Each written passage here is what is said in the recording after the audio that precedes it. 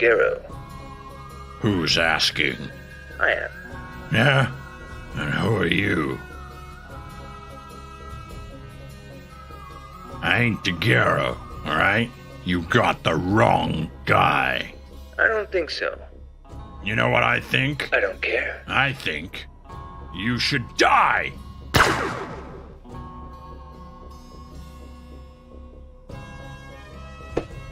Always the same.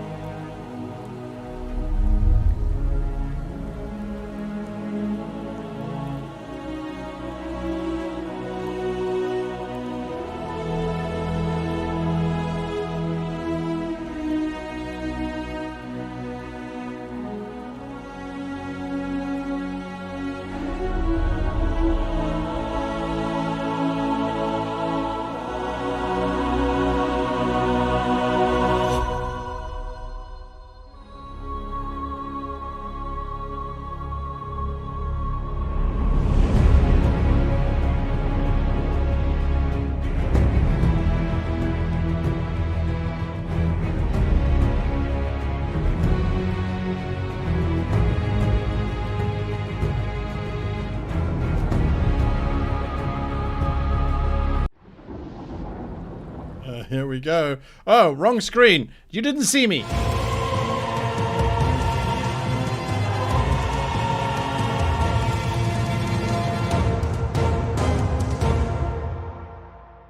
Hello and welcome to How to Be a Great GM presents the Training Grounds. My name is Guy and tonight we're going to be meeting a new GM and players as the GM takes us through another exciting adventure in the hopes of scoring well on the score sheet or improving an existing score. What am I talking about? Well, each of the GMs that are participating in Training Grounds have been given a predefined scenario that they will be required to run through the players tonight.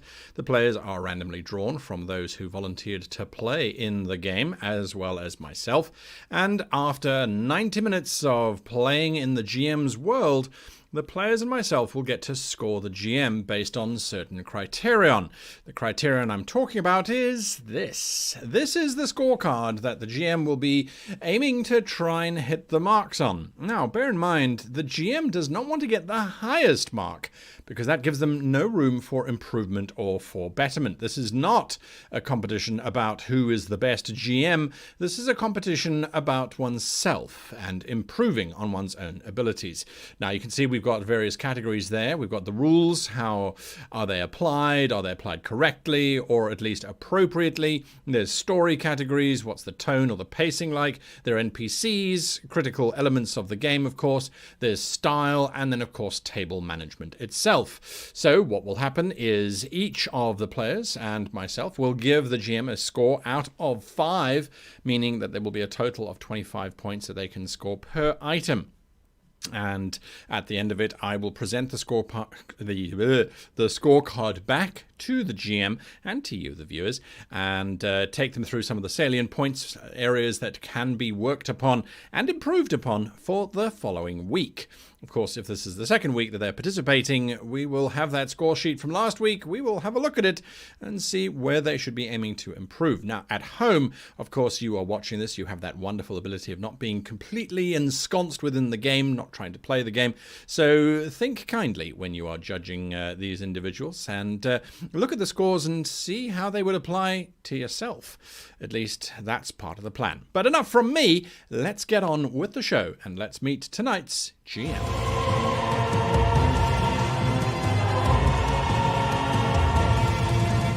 Hello everybody and welcome to this very first stream of the Training Grounds, where we take a GM, let them run a scenario for us and then give them a score. You've watched that video from earlier on what it's all about, and what it's all about is, well, we had, guess what, technical difficulties. Yeah, we did. So right now someone is frantically running around in the background trying to make everything work whilst I talk to you got that. That's right. I'm here talking to you just because, hell, I can. And I have to, because we don't have a show for you yet. We will have a show shortly. And we will make sure that that person has joined in as quick as we can. We had technical difficulties literally in the countdown as we were going 2, 1, here we go. We've got 2 minutes to go. Technical difficulties jumped in, and they're not, I have to say, they're not mine for the moment, except for that first. Okay, never mind. Look, blame is not important. We don't have to shift blame or put anyone on the spot here. I understand it might be mine. Okay, so as we are waiting for someone to join in, I know the Web Goblin and the Marketing Goblin are on that as we speak.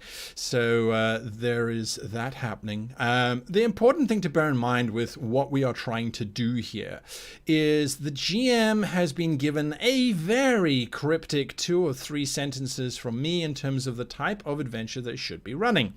Now, if you are going to be a loyal member of the show and watch from the start to the finish, I may or may not have strung all of these adventures together into a grand campaign that each GM individually doesn't know about, but which collectively, hopefully, should actually come to the fore. We'll see. It's a big experiment on my behalf. Can 12 random GMs string together an entire campaign? We shall see.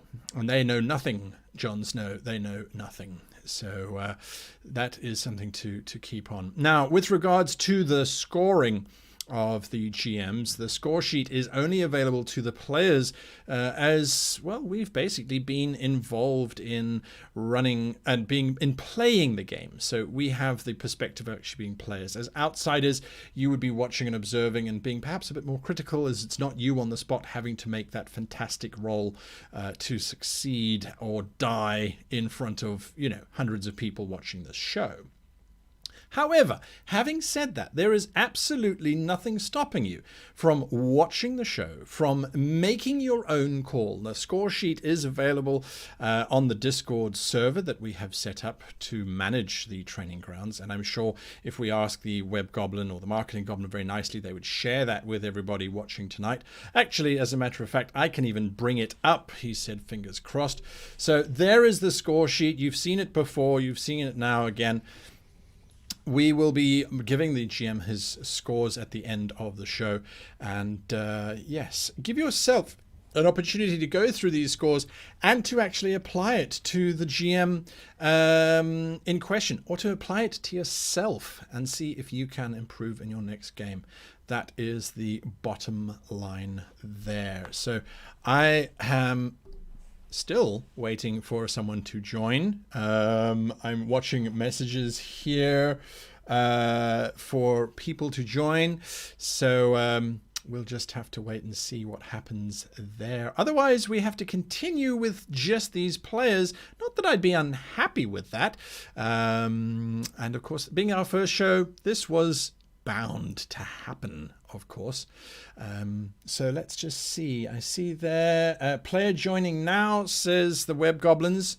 This is the joy of having goblins, is they're really cheap, but my goodness. Anyway, so we've got a brand new player who is now joining us, and this poor player has not had any opportunity at all to be briefed by me.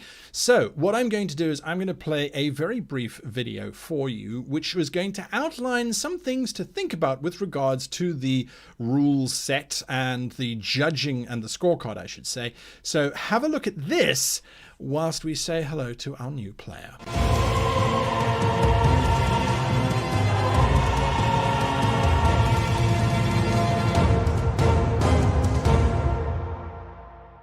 In the rules category, the first item up for discussion and for scoring is the fair application to all. What does this mean, fair application to all? When a GM is going to make a rules call during the game, regardless of what system you're using, the GM should always make sure that they are at least making the same application of their rules to every player. There is a tendency sometimes for GMs to be a little bit more strict on players who know the rules very well, and a little bit more lenient on those who are new to the game. Although this might feel as if you're treating everyone at their own level, it is unfair, and we should try and apply it to everyone. So either we're all learning and upping our game, or we're all playing a casual game where the rules don't apply. But it should be one or the other. By having multiple different options for each of the players, you can inadvertently start to alienate certain players or cause other players to go, well, why should I bother if he's just going to apply a random rule for me, but for them they're not going to apply the same rule. She always gives her boyfriend preferential treatment. I should just do whatever the boyfriend's doing to get the same thing. So we need to make sure that whomever or whatever we are GMing at our table is applied to everyone equally. The second section to look at is consistent application. What is consistent application? Well, once a GM has made a rules call, regardless of whether it is the right rule call or not, for the remainder of the session, the GM should stick to that ruling. If she's made the call that the rule is that all characters can move at 35 feet per round, for whatever reason she's decided, then that should be applied for the entire duration of that session. If, on the other hand, one player gets to move at 35, whilst half an hour later everyone's only moving at 30, Unless there's a reason for the rule to change, such as strange physics or unusual environments, it's an inconsistency. We have to make sure that once we have made a rules call, that it remains in play for the duration of the session. Your alternative is to stop the session halfway through, admit that the rules call was wrong, or that it is a homebrew rule, or that the rule is going to remain in play. That's disruptive. We don't want to do that. We also don't want to run with a rule, get to the end of the session and have players going, well, that's weird. Can we change it for the next session to make it back in alignment with the rules or to make it a standing rule? And the GM goes, no, well, maybe let's see how I feel next week. Consistency allows everybody to have an equal playing field, and that's ultimately what we're looking for, is we want the rules to be in the back supporting our game rather than driving our game or driving our players to distraction.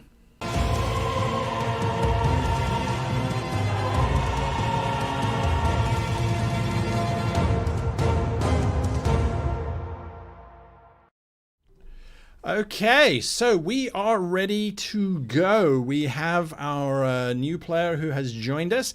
And so, without any other delays, let's meet the first team. Welcome, everybody, to Training Grounds.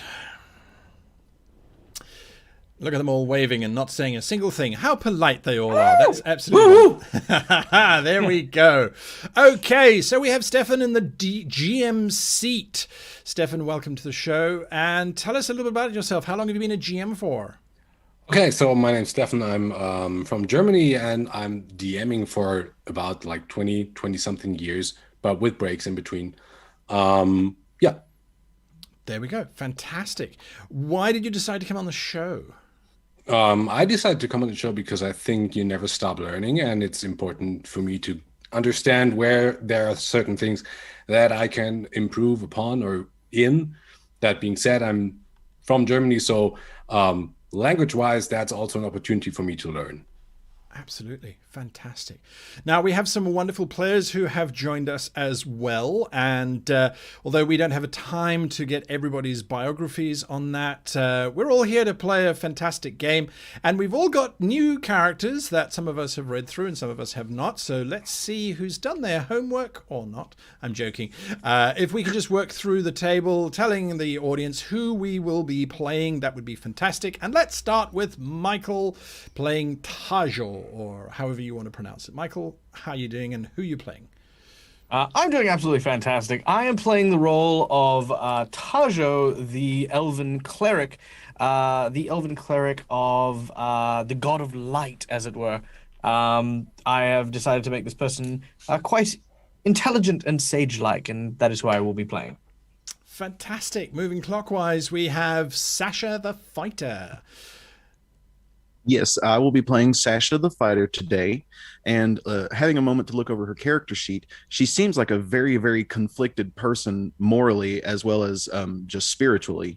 So I'm definitely going to have fun playing with that sort of duality of her character.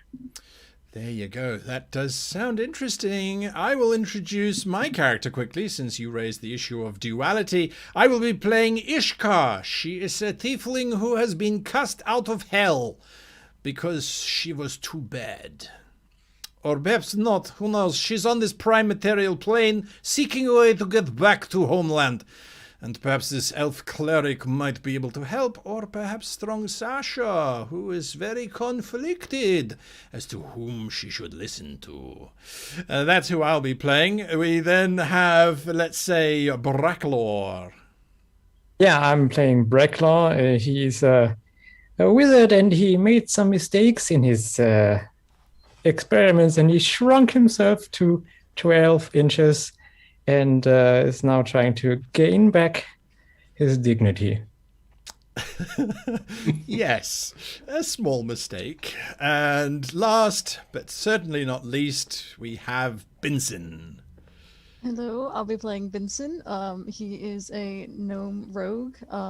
He's a criminal pickpocket, and he made a mistake that he's trying to make up for.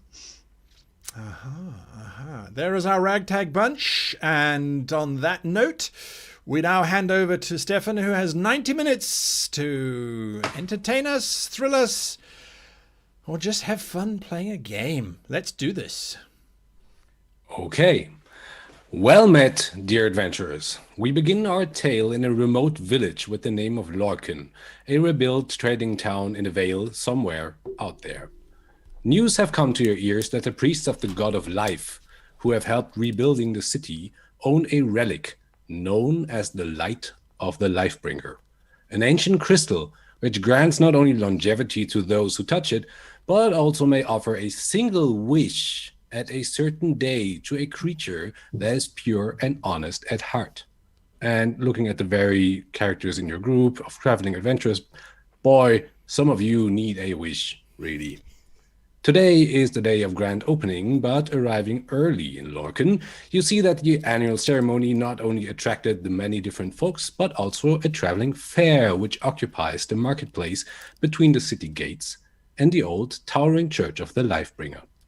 Standing at the center of the marketplace, all sorts of music blare from stages to your right that have been neatly arranged around the stone statue of a priest, holding a crystal in his hand. The smell of roasted meat and fresh bread lingers in the air, dry summer air, as children race past by you, chasing a poor little white doggy. Glancing after the kids, you see others who listen to an old sage dressed in red robes and sitting in the shade of a gnarly oak tree close to the city walls. Yet, your spirits sink as you see a group of barbarians at the great wooden doors of the church who are in midst of a heated argument with a priest. They seem to occupy the first place, granting them a higher chance to touch the crystal first and obtaining the wish spell for themselves. Standing at the entrance of the gates, what do you want to do? Well, these certainly seem like a set of unsavory characters. Let's at least, looking at everyone else, see if they want to approach and try to at least mediate the situation somewhat. You want to mediate the situation? I thought we should join up with them and take the town by force. We can burn it to the ground and make them all pay homage to our glory and power. Now, Ishka, as we always remember, sometimes it is much easier to be granted the gift of a reward rather than to pry it from the cold, dead fingers. Remember, there was that poor fellow and the rigor mortis that set in when you were trying to clench the, what was it, Benson? It was, what was it holding in its hand while Ishka was trying to rip it off? I think he had a key. Yes, a key, that was it.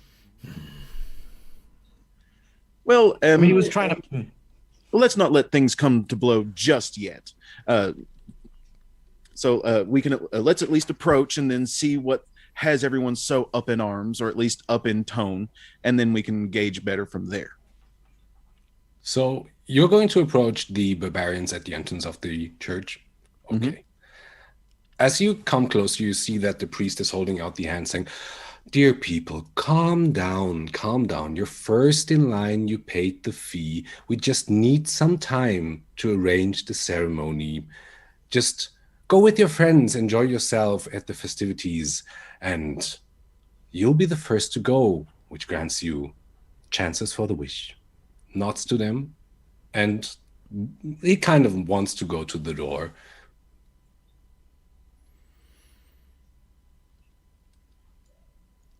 The barbarians themselves, one is holding his belly. He's a bit like, he looks a bit sicklish in his face. I still have hunger. And the other one goes, we have to wait. We have to stay first in the line. Why are they standing in line?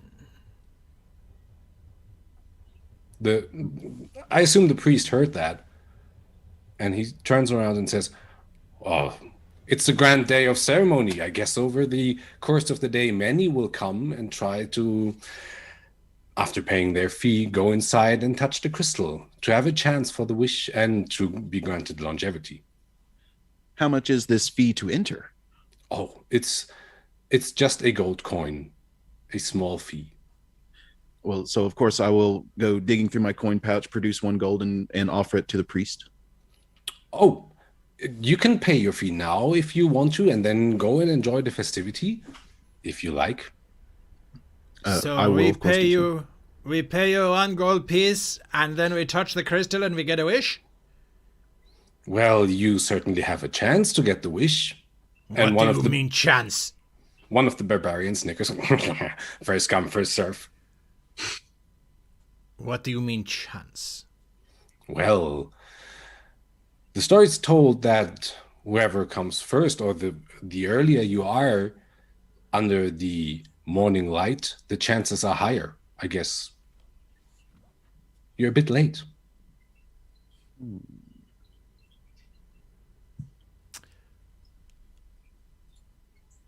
Well, fear not, though, as a person who has seen many years as the elf kind tend to live. The notion of immortality is sometimes often exaggerated by those not privileged with the right and wisdom of the ages.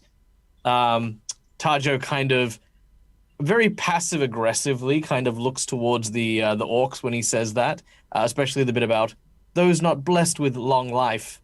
And then he looks at the orcs. You mean the barbarians?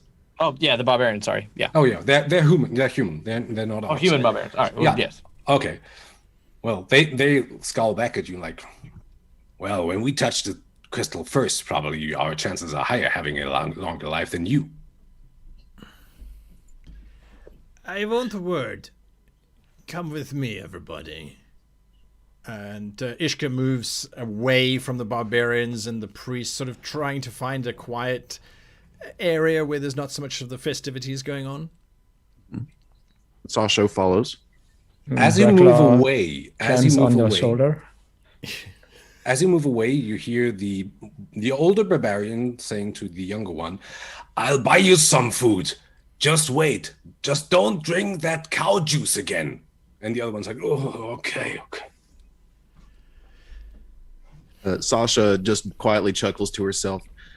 Oh, I miss barbarians. Okay, all that aside. Binson, this sounds like something that you would be doing. This is a scam, clearly. The priest says that if we arrive late, there's no chance we'll get our wish, but we still have to pay 1 gold anyway? Surely this is something not exactly right. Oh, definitely. I think we can scam the scam. I like that thinking. Excellent. What's the plan then? Well, we just need to figure out a way for us to be first over the barbarians. Just to make sure I'm not misunderstanding the situation, are we talking about pilfering said item or just trying to steal in early? Well, whichever way works. Well, perhaps there is something we can do in order to relieve these barbarians of their position in line. Tajo looks around the town square. You mentioned that there is a festivity kind of going around. I'm going to kind of look for like probably the most aromatic food store that happens to be, within sensory range. Yeah, I'm glad that you asked. To your left, there are different booths which are set up, and you see a tall man with broad figures who has different kinds of like pastries and small little turnovers and bread. And next to it, there is a little girl with a 2-wheelbarrow, and a sign says "Cockles, mussels, alive, alive, oh." That probably is like most of that. And behind that, there are some different kinds of benches and people drinking beverages. Fantastic. I walk up to the small child and say, blessings of Ido upon you, young one. Might I say your wares are quite fresh and delicate. How much, perhaps, for your basket of delights? Oh, you want a basket of mussels and cockles? Yes, please. Oh, that would be 2 coppers. I reach into my pouch and take out, how many baskets does she have? Oh, well, just make it a dozen. Cool. I am going to take out enough to pay for her entire store. And, oh my goodness, I'm rich! Do you have any lemons? Of course. No one eats mussels without lemons. Oh, you are a true delight, young one. Might I ask for but one more favor? And there's a shiny silver piece in it for you if you do. But could you perhaps bring it to the, and I'm going to point to maybe 30 foot away from where the line is, and ask if she would so kindly set up a table for some guests with the spread of mussels and cockles and lemon and the like. Absolutely, absolutely. I can do this. And she hurries away and tries to get some help for people who support her in the task. I will rejoin the others with, and I'll reach into my kind of little ration pocket and pull out a small, tiny cube of lembas bread and just sort of nibble a little bit. Hunger is a great motivator. You think you are going to distract those barbarians by giving them seafood? Well, I personally have eats food. And then also I have personally yet to meet a barbarian to turn down a strong drink. Yes, drink maybe, but you know what? Let's go with your idea, yeah? I just want to have a quick word with Bracklaw and Binson over here in the corner about a completely unrelated object task thing. Well, I'm on your shoulder. You don't have to scream that loud into my ear. I keep forgetting you were there. I remember when you were this... Yeah, okay, it's fine. A little boy looks at you. That's a funny bird. None like him, trust me. What do we do with the child? Can we eat it? Oh! It runs away. We don't eat human children. Exactly. They all look the same. All right, fine. Anyway, Binson, let's just have a private conversation about nothing. We walk further down the alleyway. Okay, so you move quite left to the church. You see some buildings and some alleys where you find a decent spot so nobody can hear you. Tajo and Sasha, while the others are going, is there something you specifically want to do at that moment? I don't want to speak for Tajo, but Sasha herself is going to try to do the whole thing, just like, oh, bring us all the ale that we possibly can, and then try to get the barbarians as libated as possible. And but she'll just be like, go to drink, and then chuck it over the shoulder. Okay. So as Sasha's procuring the alcohol, Taja will take out a sign and basically just say and write down free mussels and beer, and then just put it on the table that's been set up by the little girl. Okay, great. So it takes you some time doing this. Now the other three, you are at the alley. Okay, it's not that I don't have any faith in Tajo, it's just that Tajo's an idiot. So, I suggest that we go with plan working. Right? Binson, I don't know what the gods would say if we were to borrow this object, yes? Seems fine by me. I feel to make it fair for all of us, each one of us should get a wish. Yes? Definitely. Yeah, that would be good. Yeah, so here's what I'm thinking. If I were to distract those barbarians by attacking them and ripping their heads off, then you two can sneak into the church. Bracklaw, you use your magical powers to do whatever it is that you do, and Binson, you just borrow the object for a couple of months or years until we decide to give it back. Of course. But I don't want to have all the fun by myself. What about the others? Well, Sasha will come to my rescue because Sasha is a good person, and Tajo will be so desperately trying to prevent any kind of sacrilege from happening within the church, he will probably follow you in. All right, but Vincent, can I get on your shoulder? Won't you? Of course. Hop All on. right. I'm scrambling on Vincent's shoulder now. Give it a little pickup. Okay. All right, so the cue for you to make your move will be when the first barbarian starts to scream like a little girl. Is that understood? Yes. If I start screaming like a little girl, let me die. I will have dishonored my entire clan and will not be worthy of living.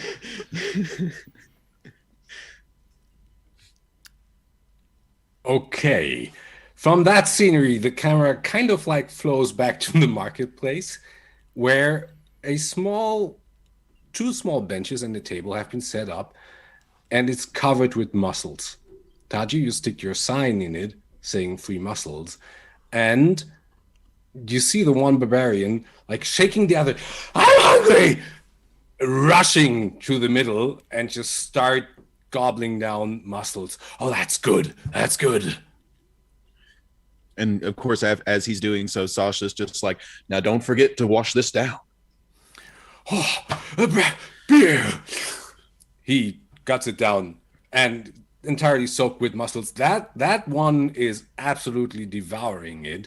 And you see that you distracted him, but the other one is still standing at the entrance. And while being kind of like, what is my friend doing over there, always shifts his attention back to the stages where you see 3 barbarians in front of a group of half-orcs who are thumping on drums and using tubas to produce some loud music, shoving each other. 2 of them are shoving each other. The other one is waving his arms frantically in circles and runs in circles too. And the old one always did enjoy the... Pardon? The old one at the entrance is always like looking over there. And Sasha's just certainly enjoying the native flavor of I don't know if you would necessarily call it music, but she's just like, okay. Tajo will look over at the other barbarian and say, "Sir, why don't you come and enjoy yourself, please? I insist."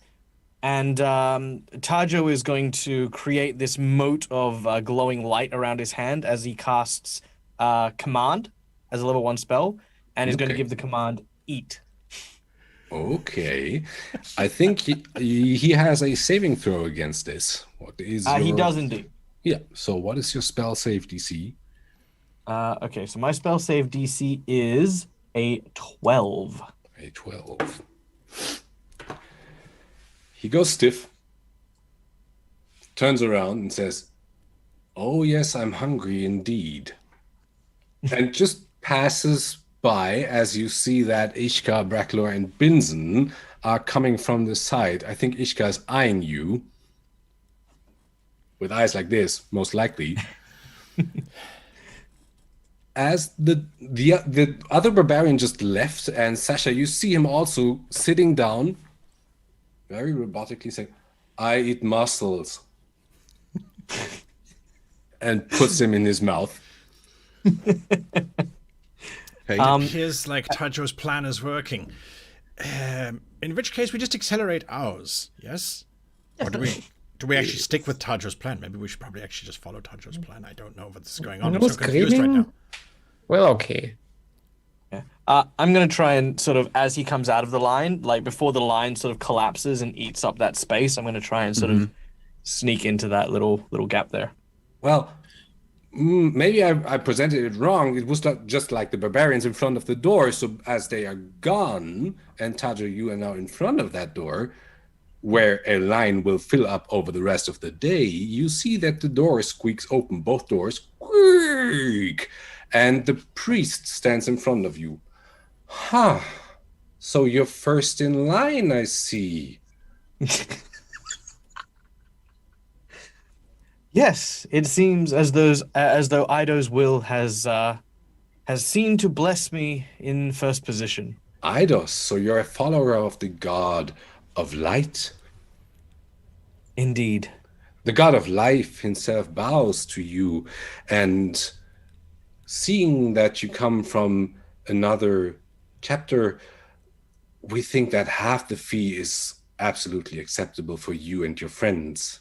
Oh, you are so kind. The generosity of your church knows no bounds, and much obliged to you and your clergy. I will pay for myself and for the others, and I will look around to see Sasha and Ishkar and Bracklor and Binson, and like pretty much the goofiest elf wave in the world. Like, you know, Like you know when you like find that friend at a movie theater who's like saved an entire row of seats by putting like his shoe and his jacket and all this. Yeah, he's that friend who's just like, I saved us seats. So Sasha's just, yes, on my way, and then she just kind of starts marching, making her way that way. Vincent and Brackler, what are you about? Do you also just go to the entrance, or is there anything else you'd like to do? Well, Brackler, are you alright if I go over there? Yeah, just go ahead. I will just. I'm clutching the head of Vincent and just hang on. Understand while you move in there. Yeah. Okay, and Ishka? Ishka is absolutely gobsmacked that this plan has worked. Ishka is not the only one I can think. So Ishka's just walking up. It's like, there's more to you, elf, than meets the eye. What dark sorcery did you use to corrupt the mind of the priest, you wily thing, you? Well, I mean, I am of course a servant of the god of light, but with light comes shadow. So, no. no, dear Ishka, I did not. Except with good food. And I'll sort of slurp down a mussel that I kind of grab on the way out. Yeah, you realize it's really pretty much alive. Oh. Well, you made it. While Brother Wilkie is giving you a rather uninspired lecture about the god of life's noble deeds, you pass a first small entrance hall of the church and are being led into the crystal chamber, an astonishing place of great height, densely covered with myriads of gorgeous stone carvings that portray the god of light himself. Torches illuminate the windowless hall, and a wonderful crystal in the middle, draped on a golden pillow, reflects the orange flicker, making the room appear to be in vivid flames. As you enter, a choir of priests starts singing a chant, and all of you feel a vibration which sends goosebumps over your skin. Incongruous to this, a shriveled old sprite with a tiny leash on his foot and mouth gag flutters, quite bored, in the air close to the crystal, and holds his hand, gesturing the first of you to come closer. I was hearing you correct when you said that this has a leash attached to it? Yeah, on his foot there's a leash. I'm not okay with this. Or I'm sorry, Sasha is definitely not okay with this. Going to whatever the leash is tied to, or if it's being held by a person, she's immediately just like, what is going on here? Why do you have a potentially intelligent creature in servitude? Okay. Brother Wilkie faces you and says, oh, well, it was our brother Bertram who brought the crystal back from his 100 years of absence. And this creature he brought along, it was severely injured. And he said that the mouth gag needs to be worn because of the severe injuries, which is not for the faint of heart. And his touch will indicate whether you are pure of heart and should touch the stone or not. It's something that Bertram specifically said should be left here or be here to guard the crystal. Okay.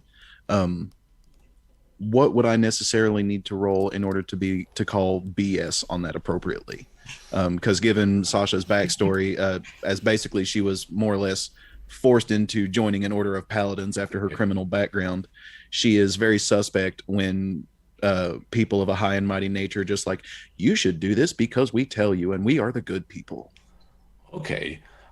So I think you can either absolutely go with religion or with history in this case, because both would allow you, coming from a chapter, to know if there's anything that you might have heard that story, or if it's something of the nature of churches that you know. The others, while Sasha is eyeing this, is there something you want to do? The little sprite with the mouth gag is just like holding his hand out to everyone. I don't trust very, very, very small things. Not you, Bracklaw. You're excused, of course. You are not naturally the size the little one is, so it's very bad. How many spare wishes do we get actually? Oh, well, the crystal will grant a random person who touches it a wish at the day of ceremony. So it could be the first one, it could be someone later on, but the chances, of course, are higher the sooner you touch it. Sasha's history roll was a 4, so probably didn't reveal much more. Well, it kind of doesn't sound too odd to you, at least the story about Bertram. He brought something along, and which is a creature that understands the crystal. Obviously, the sprite doesn't look like he's about to flee or something, except the fact that it's pretty old, you'd say. Okay. Binzen and Tajo and Ishka, is there anything you'd like to do?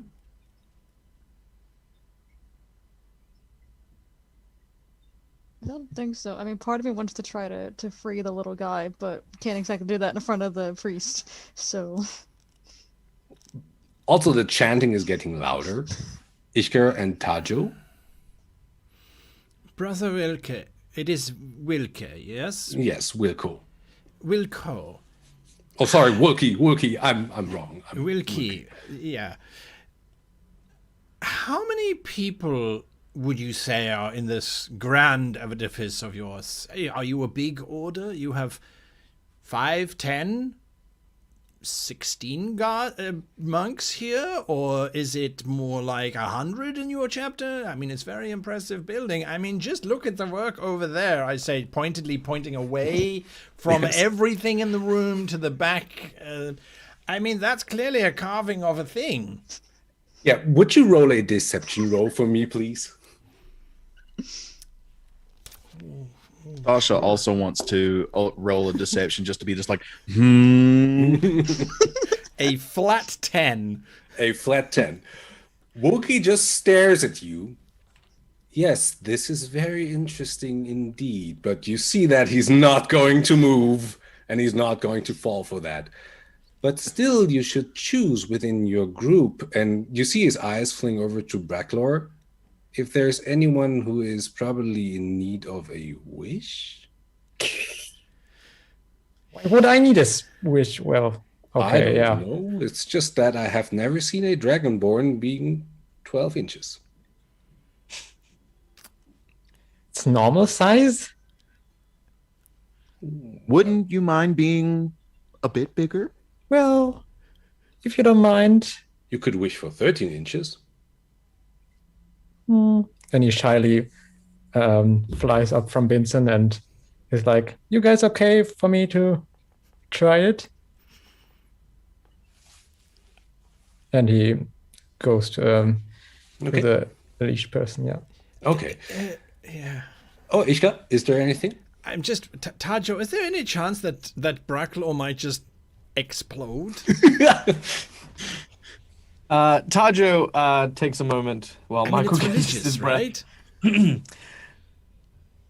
Well, all things considered, the spirits seem to have guided us here, and I'm sure the true answer to whether this will solve or be a wish worthy of Bracklaw is to be illuminated yet. But I, being an elf and a proud servant to Ido, I do not need another wish, for I have all that fills my very soul given to me already.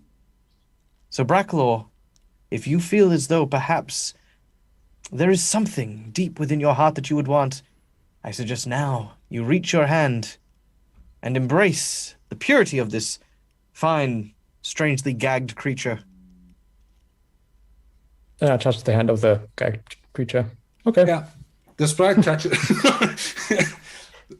You go like this, and the sprite goes like this too, trying to touch your hand. And you have that awkward moment where you both flap each other, passing each other, and then he grabs your finger, shakes it, it's like, and indicates over to the crystal. Looking to the guys, I'll fly to the crystal and it'll be just like, boop. Okay. Thinking about your wish, you stop and blink for a second. Is that a tiny little saw that is circling the floor around the pedestal on which the crystal rests. As you lift your eyebrows, the floor squeaks and tiles, pedestal, and crystal tumble into the darkness below the church with a mighty crash. While all of you are still coughing because dust comes out of the hole and burns in your lungs, you see a head coming out of the hole. It looks like a very old man with 2 goat horns on his forehead and a grayish-white goatee. His right hands lift panpipes up to his mouth as the creature fixes you, Bracklor, looks at you, and plays on his panpipes. All of you, please roll me a wisdom saving throw as you hear that sound.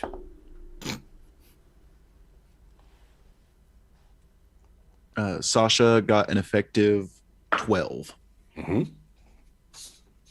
Tajo got a 9. Okay. Bracklaw got an 8. I got a 17. Oh, Binson. Hey. Ishka got an 8. Binson, you really don't understand why all the others are frightened to death as they jump backwards, hearing the music. All of the priests certainly are frightened and scared when they hear the dum-dum-dum, as you see the goat man jumping down the hole and running away. And Binson, as far as I see, you have dark vision. And as you look down the hole, you see 2 little figures fluttering away, and they have little leather straps dragged around the crystal, dragging it into the darkness. All the priests start coughing. The crystal! Get the crystal! But your friends are obviously right now in panic. What do you want to do, Binson? The crystal is being dragged away. Part of me wants to just jump down there, but I feel like I should get the rest of them to help me. I'll try to get Ishka's attention and be like, "Hey, relax, we gotta go." No, it is the most terrifying thing ever. Oh no, it is going to prevent us from dying a glorious death. We're going to die as little old women surrounded by loved ones. No, you're not gonna die. It's okay. Look, they took the crystal. Relax. Pull yourselves together. Displaying all your courage, roll me a persuasion check, Binson. Oh, good. Okay, I basically got an unnatural 20. Oh, great. That's awesome, because seeing Binson in this cloud of dust within the temple of light, all of you look to your friend with his little figure, because gnome, but still you're like, oh, this calms you down.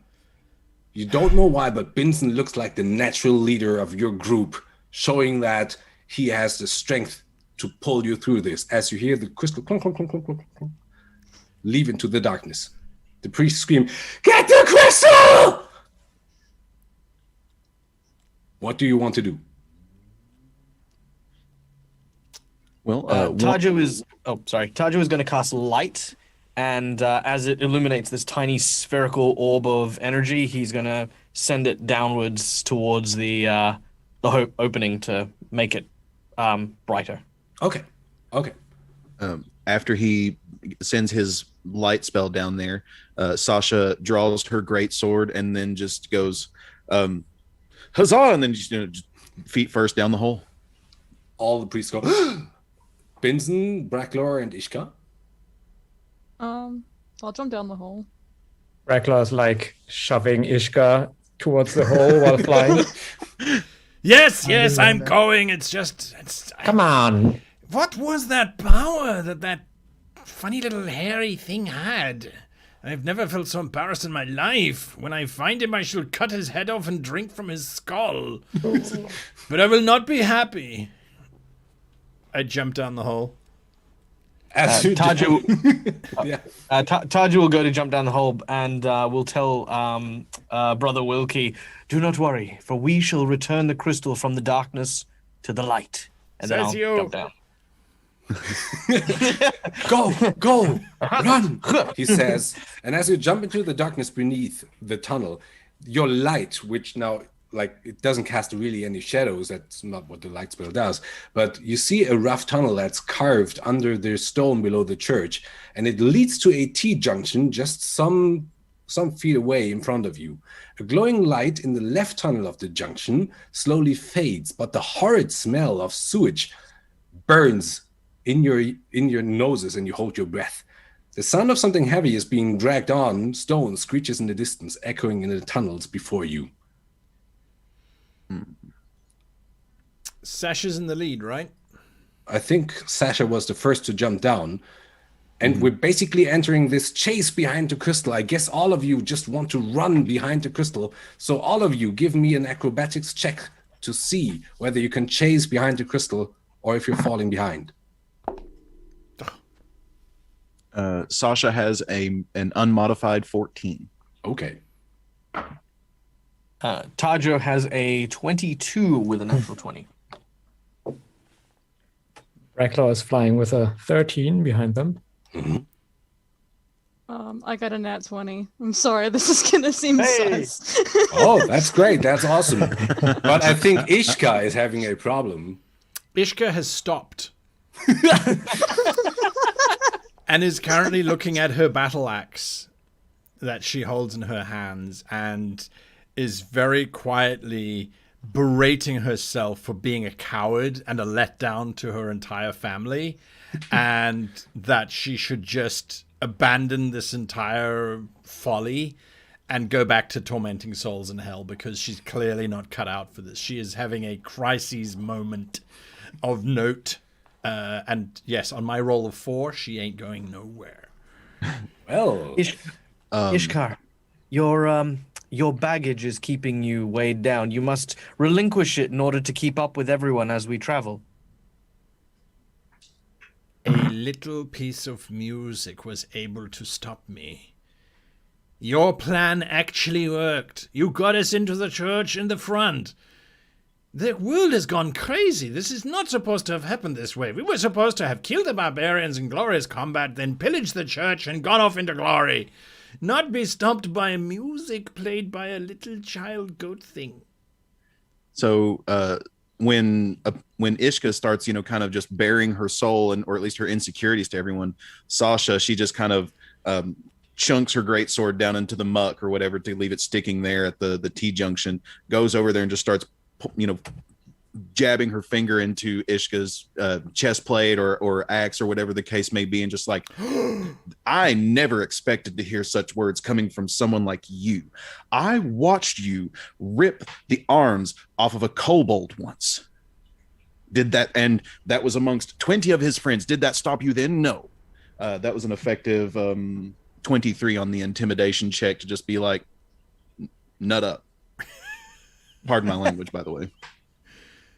Well, okay, I wouldn't roll against some intimidating a friend of yours. The other was against a spell effect, so I wouldn't roll with the intimidation here against Ishka. I leave it up to Ishka. If you feel intimidated and motivated to go on.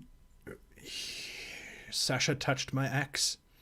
That means she's serious, so then I will follow Sasha to the ends of the world. I pledge my very soul to your being. You are now my battle champion. Why are we waiting? Let's go!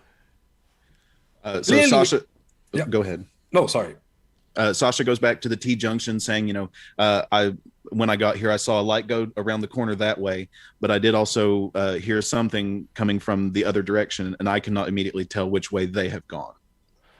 Well, you see that Bracklaw and Binson have darted off into the darkness to the left, following the light, because you two have seen something moving, and you were not part of the group staying behind trying to motivate Ishka. So, you two, Bracklaw and Binson, you race forward and you see 2 elderly pixies.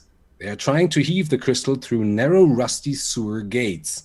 As you approach, one pulls out a tiny scroll from his belt, reads something in his thin, high-pitched voice, and a small portal appears under the crystal where it slits in. You see it pop out on the other side and just fall on the grass next to the sewer, 2 leather leashes tied around it. The senile pixies turn around, look at you, and snap and disappear as something behind you goes sploosh. Turning around, you see Ishka, who had a very low acrobatics check in the chase, being so in between because of what Sasha did and touching the axe that Ishka, you stepped over and tumbled into the sewage. Please note on your character sheet that all charisma-based skill checks within this chase dealing with somebody else will be rolled with disadvantage as long as they can see or smell you, because you have familiar turtles on your shoulder now. Oh, 9, Ishka, not again. Every time, it's always Ishka. The others, you see Ishka crawling out, and I think all of you go to the sewer gate. You see it's rusty and it can be pried open, but you have to work together. To do this, all of you roll an athletics check if you have proficiency in that, or you go with a strength check to pry open the gates. I've got this, don't you worry. I have an 18. Sasha has a total of 22. Okay. Got an 8. Bracklor? I'm not proficient in any of those. Well, I guess I'm not proficient either. You guys, He can You're fit good. through. You're the motivator. No, maybe you can fit through. And Ishka, what did you roll? Sorry? 18. 18. Oh, that's enough. Ishka, I mean, you reek, but still, you're pretty strong. And together, you pry open the gate, and it's enough that you, Breckler, could slip through. But what the 9 hells was that? A blurred little creature with long grayish-blue beard hobbled, but still in an insane speed, passed by the sewer gate, grabbed the leather leash, and whoosh, dragged the crystal down the road next to the church. At the end, it's just like running away. You hear screams of chaos and something's going outside. We need to get this door open all the way so that we can... Yeah, pull. I'd say with you had very good rolls, and that's enough for... I think, Ishka, you are so angry because of the way you look and things run for you. You just tear out the bars. That's a display of power right there, as you all managed to squeak through. Bracklaw, you're standing at the street because you were first to go out, and you see that at the end of the road, a group of dwarves and halflings are punching satyrs on the street. They're rolling around in a fist fight, and that little grandpa quickling thing just stopped, turns around, sees you, and darts into an alley. The alley where you were standing with Binzen and Ishka next to, beneath 2 half-timber houses. As he runs inside, you hear screams, and whoosh, a cloud of children runs out, dog! And they come into your general direction. I hate children. I'm going to point out the house to the other guys when they come out. There they went. We have to go after them. Sasha just starts trudging directly that direction at which he points. I leave this up to you how you want to go past children. I have a faint idea what Ishka is going to do if I leave it up to you, but you can use whatever skill roll you think is appropriate for this. Though I make it a group challenge, you have to beat the difficulty check. So look at your sheet and then tell me what you think your character would do and which skill he or she would use in this situation to get past screaming children. I suppose I can't just cut their heads off, yes? I said skill check, not melee attack, but I would leave that entirely up to you if you go down this path. Between Ishka and myself, who's taller? That's a good question. I think you are. Okay, because Sasha, she basically just pulls an Andre the Giant from Princess Bride, and she just goes, "Everybody move!" and that is I rolled a 10 on the intimidation, so I get +4 to intimidations. That is an effective 14. Okay, that intimidated some children. And the others, what are you about to do? Give me a sign if you found something, because I don't want to rush you. Okay, Bracklor. Bracklor is at this point just like pissed and is like breathing fire in front of the children, and he's like, I don't even care. At the children or over the children? Like, yeah, like to scare them off. Okay. So I guess you can also roll with an intimidation check for that. Sure. And you know what? If you can really breathe fire, do that with advantage. I mean, it's children and it's fire. Oh, that's natural 20. Oh no. Or 21. Sus now. Okay, that's a great effect. That could booster your group if somebody fails. Now, Ishka, you had your hand up too. Yes. Seeing my war leader has now taken on the intimidation role, I can follow suit. I just swing the great axe above my head, planted in the ground. By the spawn of all of the devils in all of the hells, I will eat any one of you that comes near me. She means it too. and Turtles falls off your shoulder, which makes it even more dramatic. Hate the turtles. That was a 16 on intimidation. Okay, children screaming, running, passing by. Oh my God, she reeks! They just go everywhere. Tadra and Binzen. So Tadro is going to basically see the children starting to scatter and run, the chaos that seems to ensue. Tadro is going to use a mixture of different things.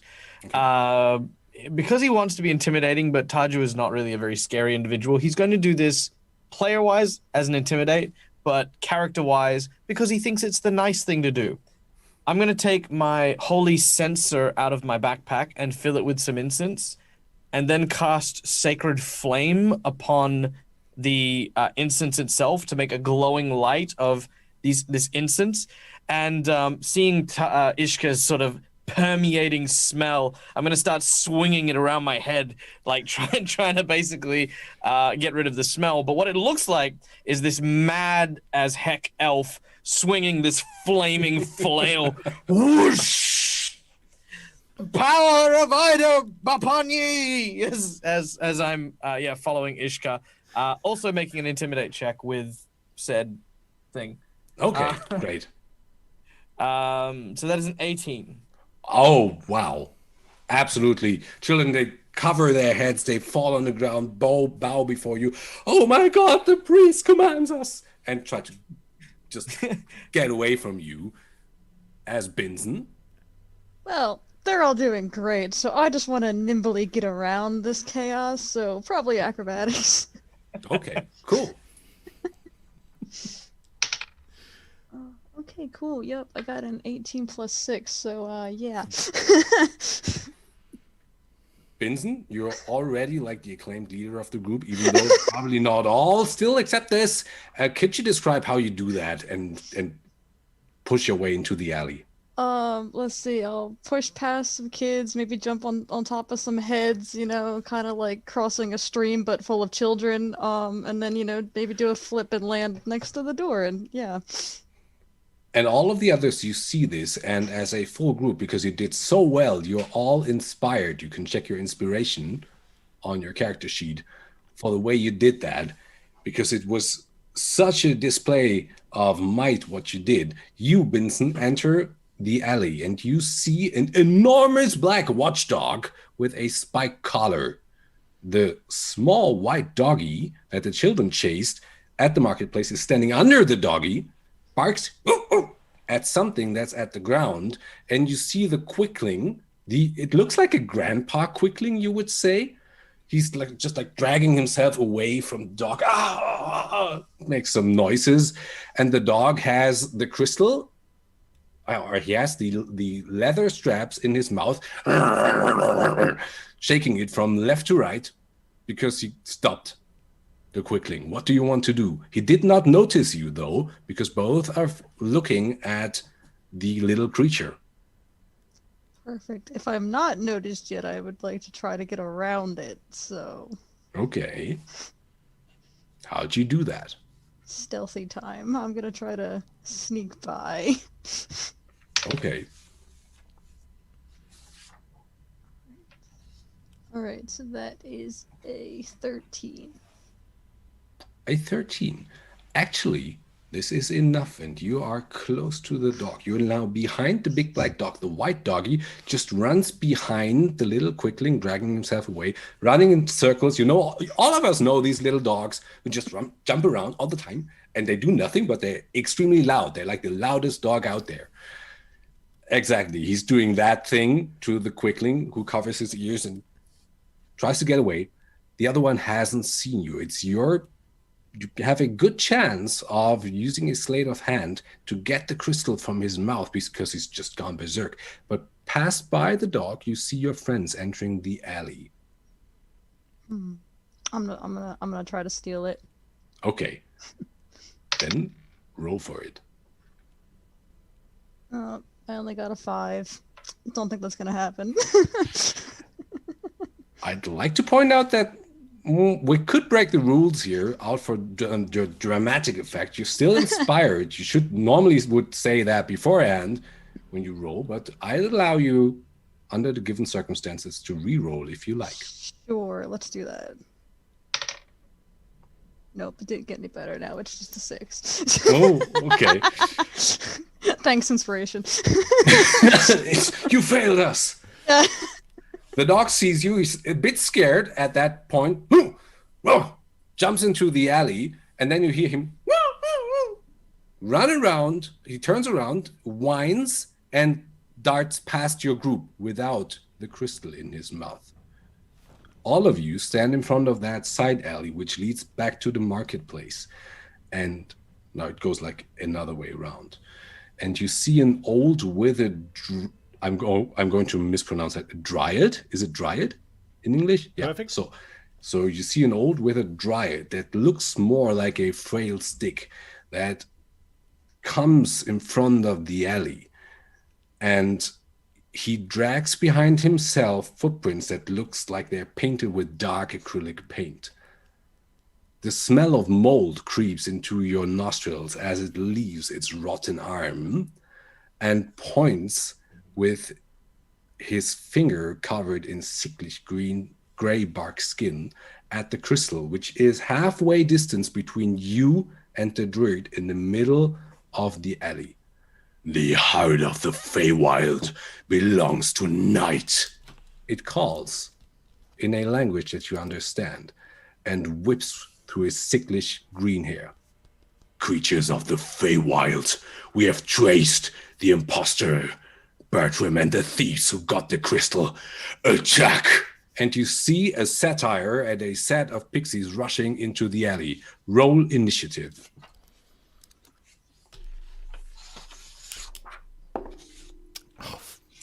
Just keep it, and I'm going to ask you what you had.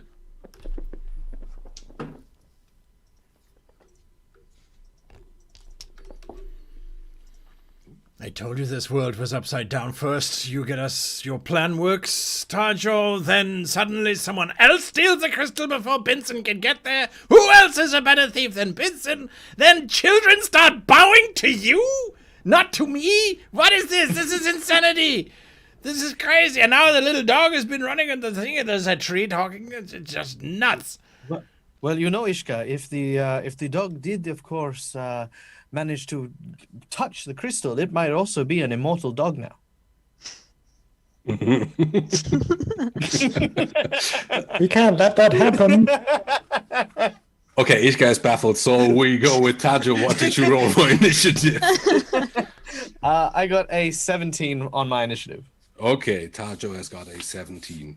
Binzen, what do you have? I've got a 4. Okay. And Bracklow, what do you have? 21. Okay. Dang. Is any one of you higher than Bracklow with 21? No. Okay. Then, Tajo. Ishka, what do you have? 5. Okay. 5 is Ishka. And Sasha. Sasha has a 10. Sasha has a 10. Okay, very good. And now we go for it.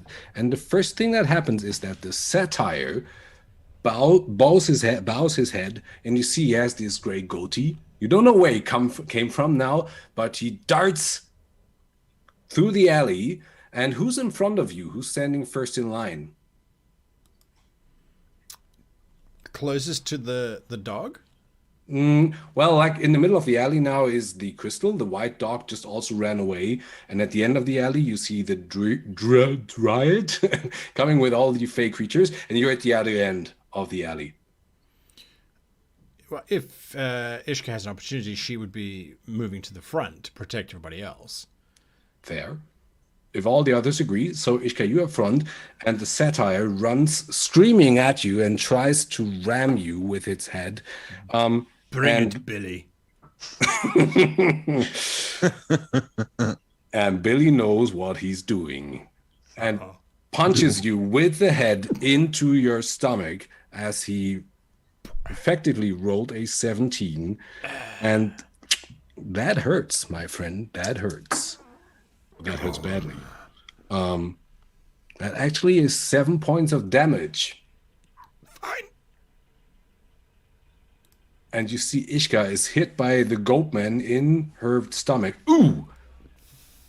Next one would be Bracklor. Next to you, the satyr just ran into Ishka. Bad day for Ishka.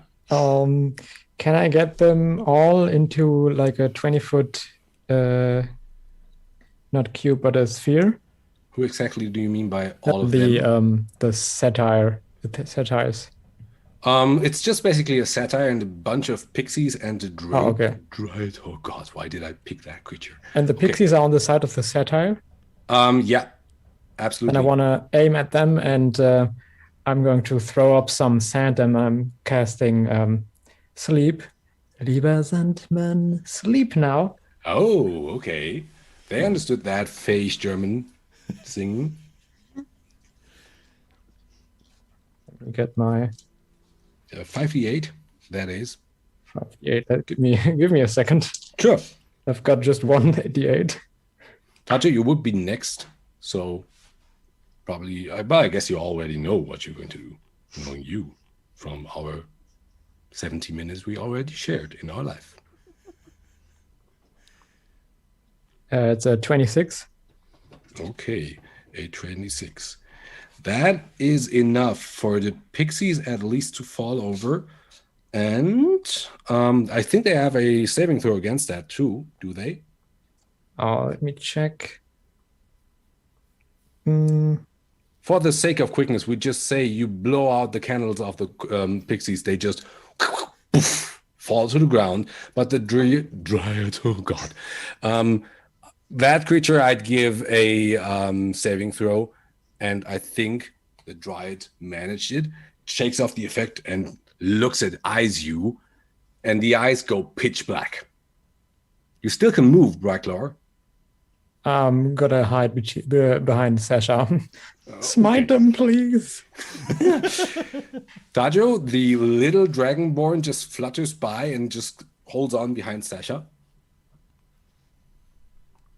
Tajo, seeing Bracklor, sort of getting behind a defensive line, and Ishka taking quite the nasty gut blow by the horned creature. Tajo still has the censer in his hands, and he's again still been sort of swinging it around. This time, what he does is he channels his healing energies. May the light of Idaho heal and stitch. May it guide your wounds to recovery, Ishka. And I'm going to, because Ishka kind of smells, he doesn't really want to touch the old woman. So he is going to use the censer and just bang him on the back with it. But then cast, I want to cast Cure Wounds. Because I'm a life cleric, I get some extra bonuses to that. And you took 7 damage. You heal 8. So, I mean, you're better. All better. You're better. Small glimmer of light in a bad day for Ishka. Sasha, you hear a bong, boom, and Ishka is filled with gleaming light and looks way better now, not holding her stomach. Then, as a Oh, bonus sorry. action, what I would like to do is I turn to Ishka and I say, "Do not worry, Ishka. Should you fall in battle, I will dedicate my life to learning the reincarnation spell, so that you might come back as an elf, and then maybe perhaps you will be valiant in battle." And I'm going to try and use it to basically provoke Ishka into a rage.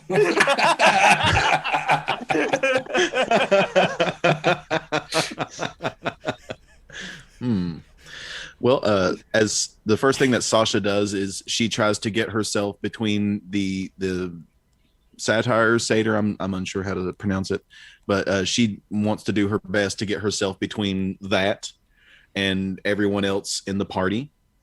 And if she can, she'll then take a mighty swing with her greatsword. Certainly you do, and you try to whack the creature. Okay. I rolled a 12 and I get a +5, so that is an effective 17. It connects, and you bring down the sword and hit it in the side. It screams as blood flows out of it. Okay, 2d6 plus 3. It's 2. So that is 7 damage total. Okay, that certainly hurt the creature, and it bleaks. Bah! The dryad.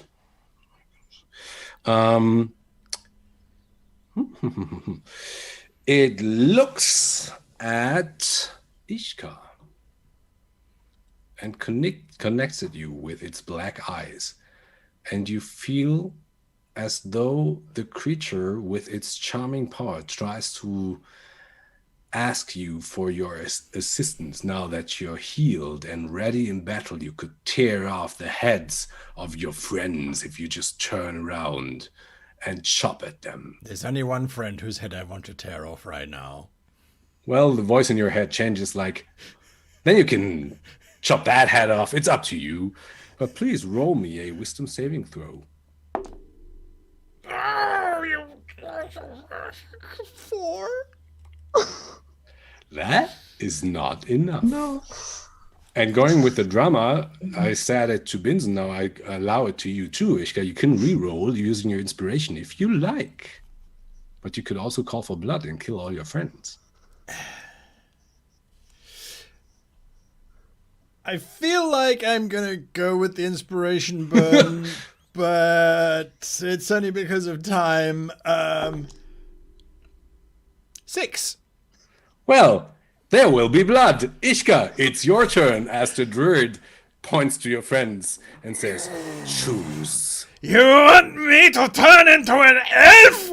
You want to bring me back when I have failed in battle? I have had enough of this insanity! This day is clearly wrong. I am being tortured by the 9 hells for my actions. You will die! Iska's gonna rage. Was already raging, I really feel. And then we'll just swing her battle axe in a wide arc towards Tajo as hard as she can. The massive battle axe swings around. The air whistles her rage. Bits of slime from the sewer spray out on either side of her as her wet hair swings around. And she connects at a 22. Oh, yeah, that'll hit. Yeah. You take a whole 3 damage. Oh my goodness. I couldn't roll lower. Well, probably the best time you could roll that low, as you, Tajo, see your friend turn around and attack you. My axe is broken. This is the worst day ever. And Vincent, your friends are attacking each other.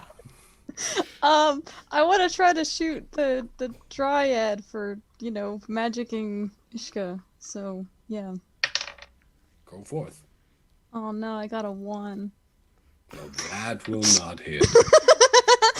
Well, You have a short bow or a crossbow? short bow. A short bow. The arrow just flies wild, and down the road you hear someone. Ow!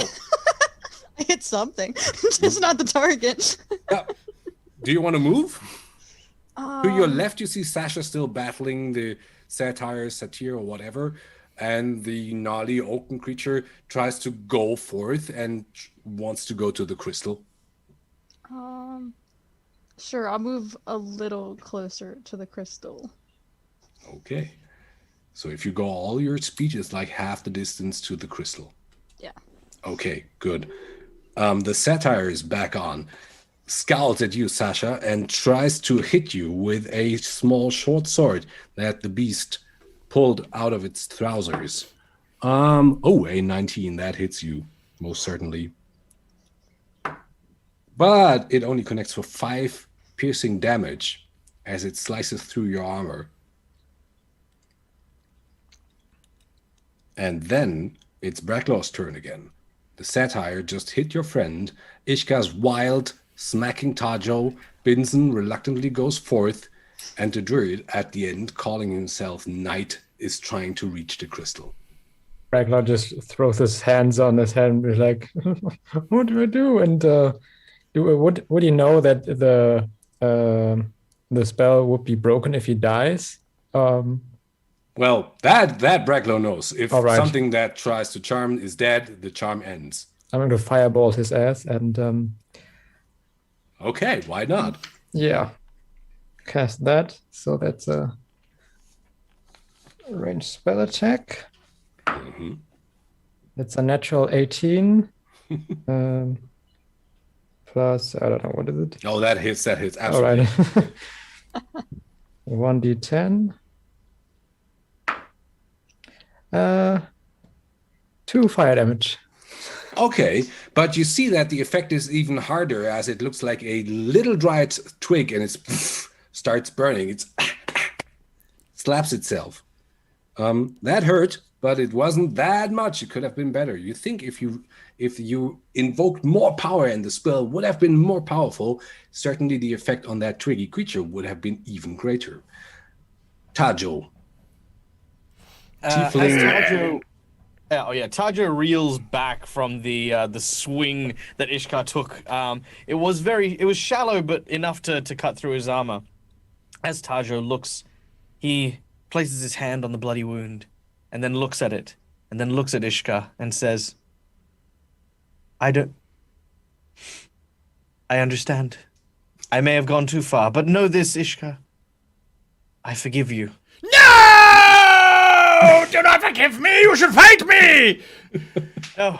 No, I could never bear arms against someone like yourself. The light has chosen you. It shines upon you with the same radiance that I see in all around me. And as as Tajo stretches his hand forward, I'm going to cast Bless on Ishka, Ishka, Sasha, and Binson. I'm going to cast Bless. The blessings of the light even find us in this dark alleyway. Ido knows and grants you strength even here. Everyone will gain a D4 whenever they make an attack or saving throw at once before the end of the round.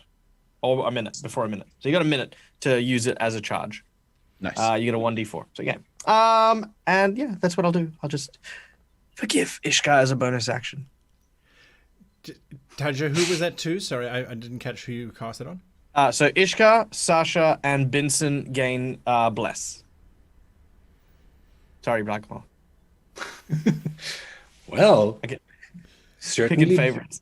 certainly blessed, Sasha. You feel the tingling of the god of light in your neck. What are you going to do? The satyr swings at you. Well, so Sasha is going to immediately, just basically haul the greatsword back in a sort of almost baseball swing and just kind of try to give a cross chop down on the satyr, and roll a d20. That is an effective 9, so that misses. That misses the satyr, and it looks at you and laughs at your puny attempt to kill it. And I didn't use my bless, but that wouldn't have helped anyway.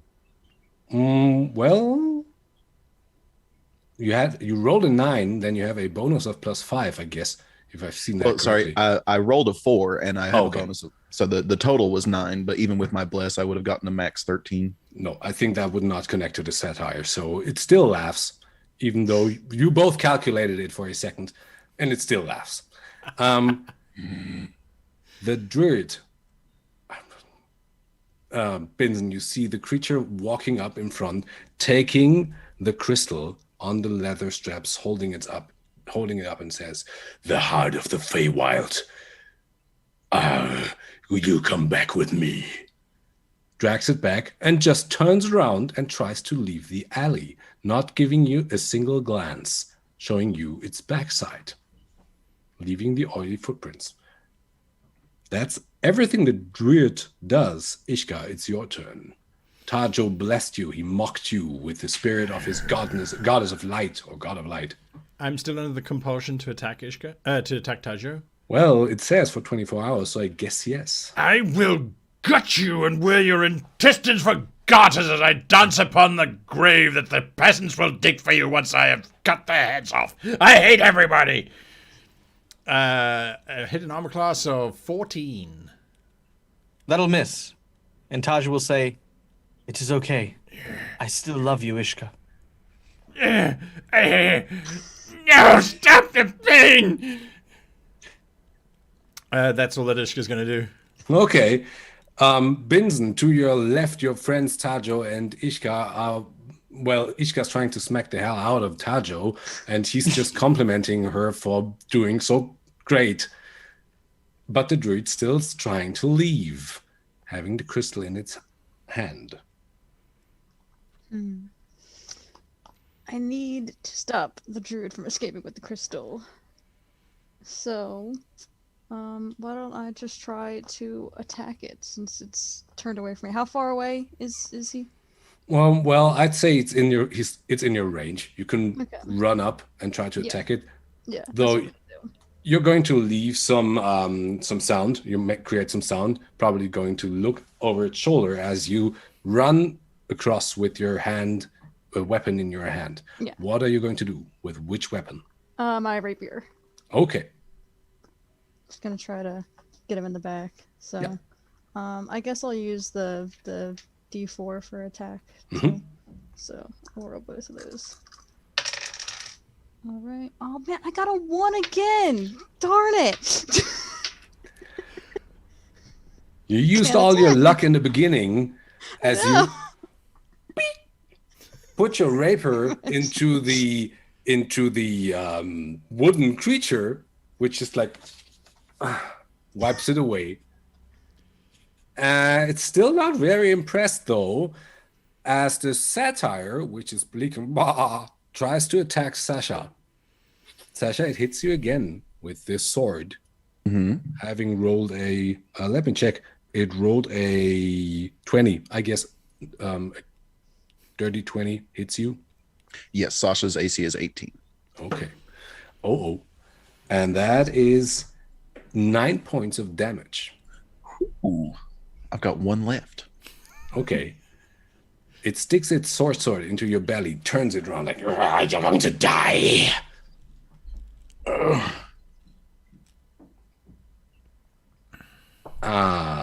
Brecklor, it's not looking too good.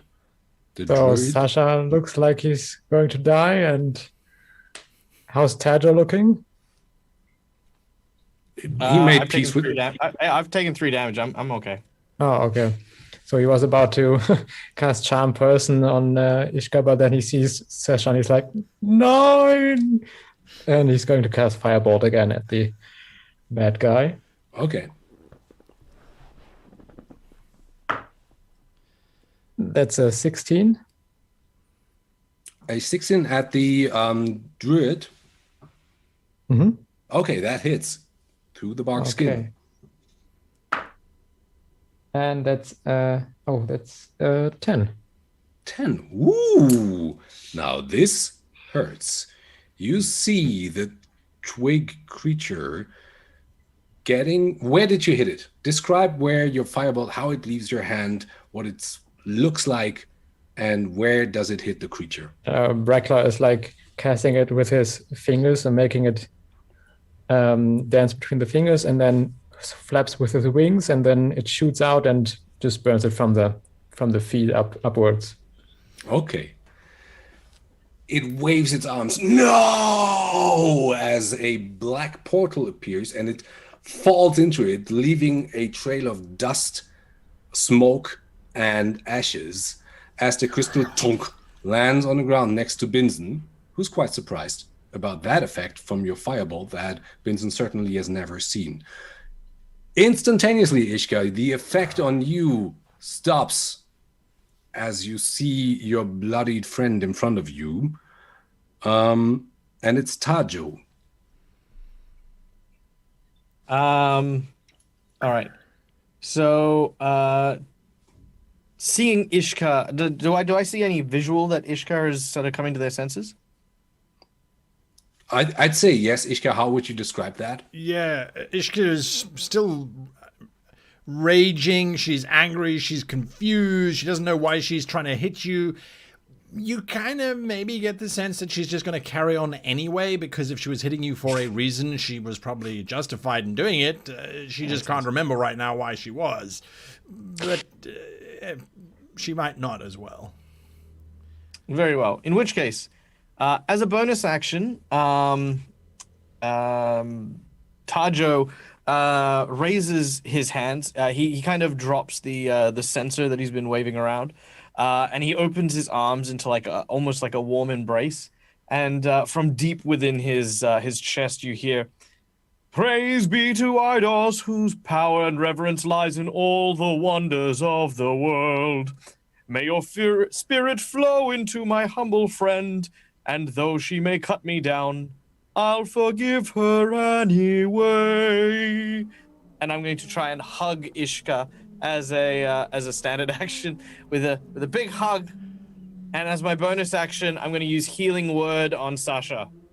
And you hear a chant of priests from behind the alley. Again. All right. Yay! That is 4, 5, 6, 7, 8. 8 hit point healing. Yep, you heal 8 hit points, Sasha. Most excellent. Thank you. Great. Sasha is back in the game. And still in front of you is the goatee creature that looks over its shoulder at the dryad, which just disappeared. Looks at you angrily, holding the short sword, but you see that it kind of tries to go backward, slowly. Oh no, he's not getting away that easy.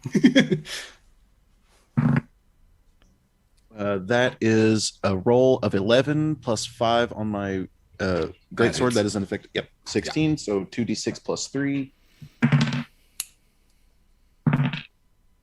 That is a total of 9. 9. Okay. How do you want to do this? So Sasha is not happy. Let's just put it that way, but nowhere near as furious as Ishka is capable of getting. So she's literally just going like haul straight back and just sledgehammer swing down on this thing. And you hit it on the neck. You hear a fierce cracking sound. Something opens up, and in a bloody mess, it lies on the ground, just twitching a bit. Now, everything that's left in the alley is the crystal next to Binzen, and we drop out of combat order. I have to ask, how long is the gaming time? Because I totally forgot. 11 minutes. 11 minutes. Okay, totally great. The only thing that's in this alley are the 3 sleeping pixies that nobody really touched and ignored. The crystal next to Binzen. And a small white dog that just shoots out and barks at Ishka and runs again away. I'm so confused right now. Why? Who and what are we doing? Why am I hitting you? This is okay. Why are you hugging me? What the hell? It's okay. Fresh torture. Just breathe it in. Breathe it in.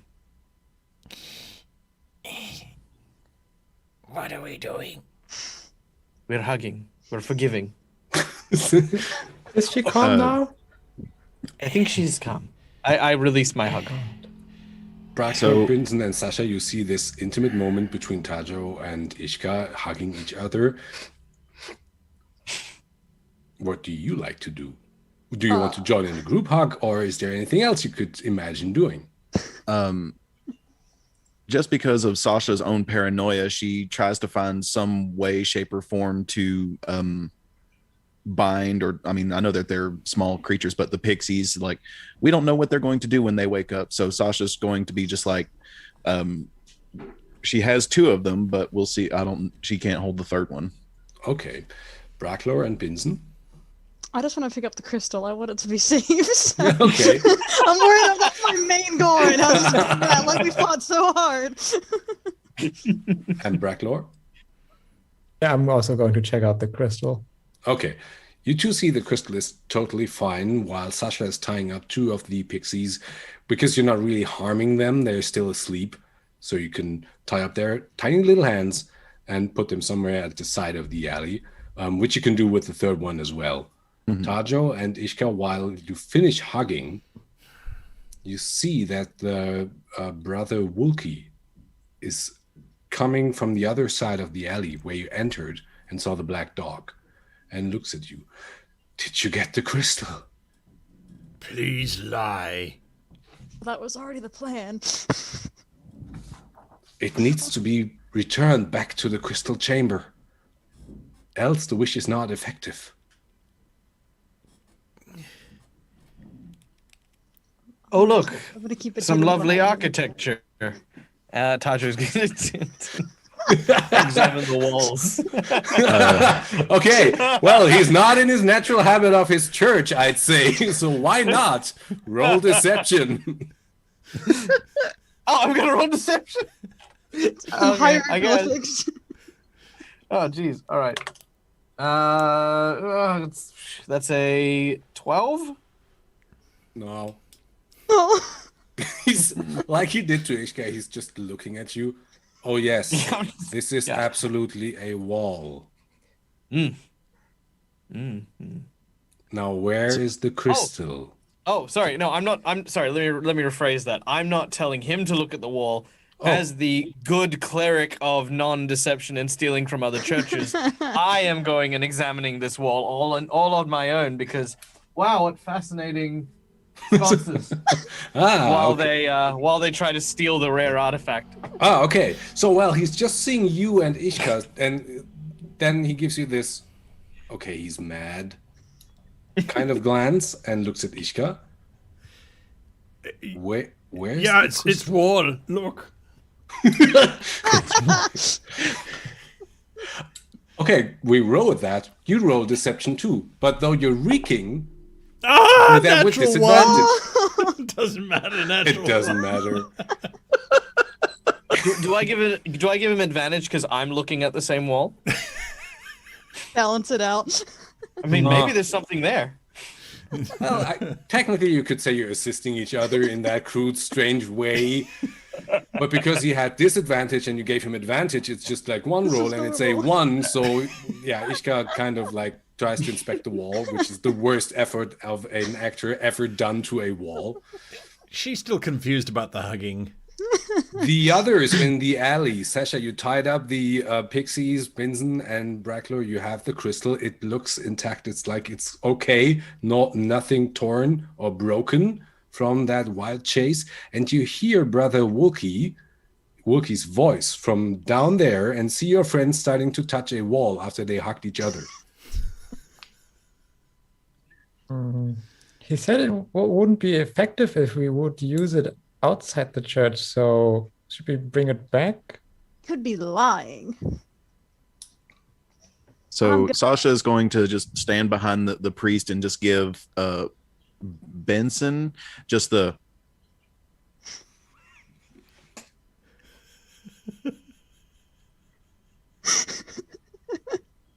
It's intimidating. What is he trying to say? Why doesn't he open his mouth? I mean, Sasha can roll an intimidation because she knows what Benson's trying to do, and just being like, Me still trying to put it in my bag. Like, it's fine, guys. It's fine. Do me a favor and roll a sleight of hand check. And Breckler, I think you're kind of like assisting Binson right now because you said you're also caring about the crystal, right? No, Or he's would you just go with something confused else? by Sasha's. He wants to know what's that's about. He's looking intensely at Sasha's face. What does So it the mean? 12-inch Dragonborn stares back at you. so Sasha has a strong suspicion that Benson is going to be just like, this is mine. I don't know what anyone else is talking about. and Sasha's just like, but I want to wish. Well, if I share it with you, will you not tell the priest? Okay, fine. Routine. That's the best you're going to get from Sasha is okay, fine. She morally is just like, I don't know, but at the same time, benefits.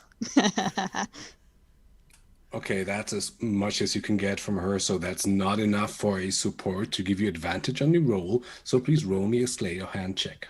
Okay. All right, I got a 12.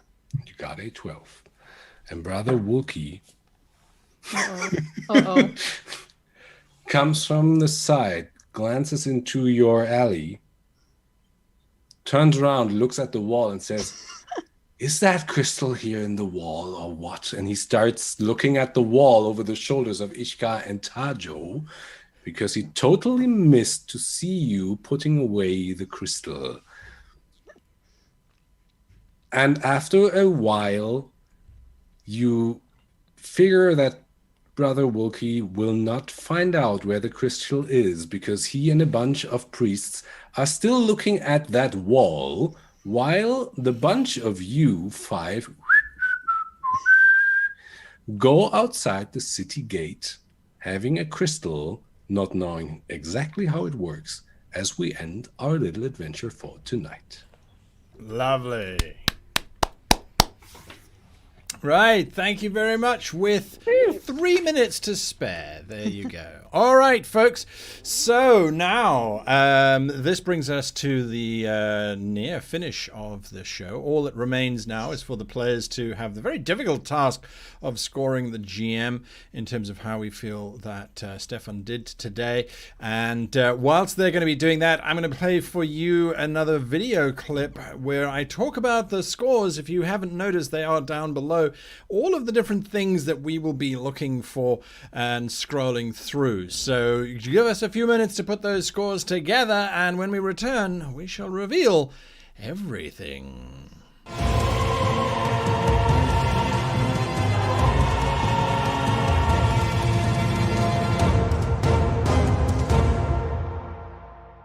In the rules category of the scoring card of Training Grounds, we come across the Used Appropriately section. What does this mean? Well, once you have applied a rule, or once you are using a rule, has it been applied appropriately? In some games, you might have the rule of cool, which means the rules are applied when they're needed, but if the character is doing something cool, well, then maybe they don't need to be applied for this particular session. You want your character to somersault through the air, land on the back of the giant four-headed mammoth, and slay the dragon with a bow and arrow that they have just fired using their feet. The rules might say that that's not possible, or that it will take you a good 10 to 15 rounds to set up all of that combination. Rule of cool might be, well, no, it doesn't actually need to happen. Let's just make it more dramatic because the creature's on 1 hit point anyway, and whatever the damage is done, the thing will die. So the rules don't apply here, but, well, that might be an appropriate rules call. It very well may be, or maybe not. The exact swing of that is my character takes a step forward. Great, I want you to make an acrobatics check because the ground is slightly uneven. I succeed. Excellent. I take another step forward. Make another acrobatics check because the ground is still uneven. And you're moving again. It is the rule as applied, if necessary, but is it appropriate? Is that something that is just going to slow the game right the way down, or is it something that's going to enhance the game and make it more entertaining, whilst at the same time still being consistent and applied to all? It's a complicated tightrope that the GM walks, but if you can apply your rules appropriately with finesse, and your players trust you, it can make the game flow like a raging river of excitement and enjoyment, as opposed to being one muddy slog after another. The next thing to look at is frequency of use. Frequently confused with the applicability of the rule, is the rule used appropriately, is frequency of use. If you use the same rule over and over and over again, and it results in the same outcome, should it really be used? If a character is walking down the street, how many perception checks should they make to notice something's odd? Should it be every 10 feet? Should it be every 10 minutes? That's entirely up to you. At the same time, and from the reverse, if your characters never get to make any rolls because you're not using any of the mechanics, or you forget, the infrequency of use is equally damning. You need to make sure that your players get to use the dice that they have spent so much money on, or virtually clicked on so many times. You also need to make sure that they're not using them every single moment to do every single thing. There's a balance that needs to be struck, but as with all things that the GM is responsible for, well, that's just part of life. Make a check.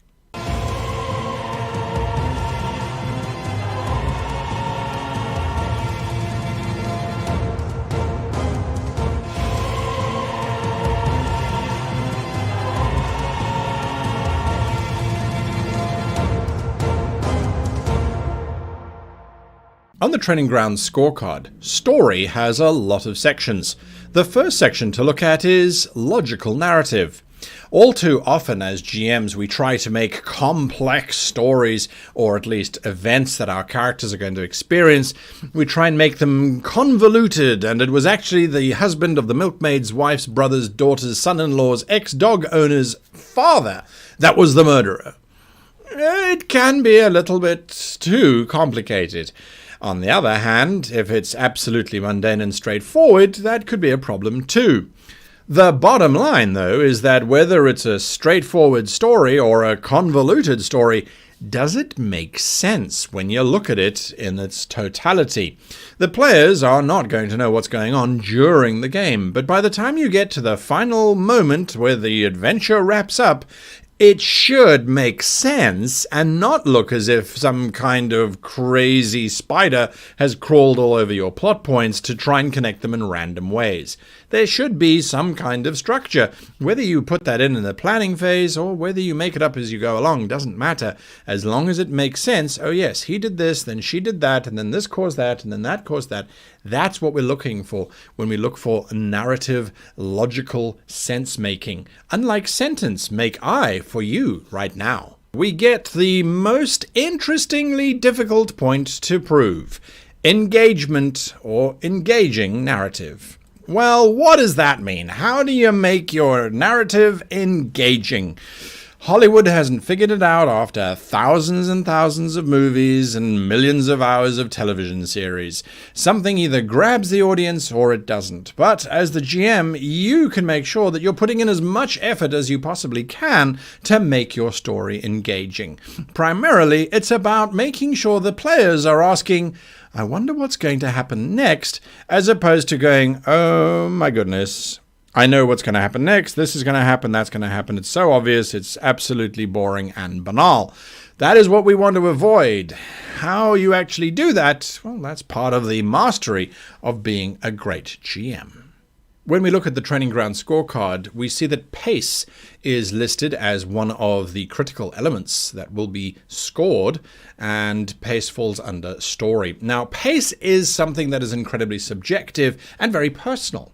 I have many videos where I talk about how to create pace and how to make sure that your game is paced correctly, the 1-to-1 method, the 5-step method, all of those kinds of things. You can find those on the YouTube channel.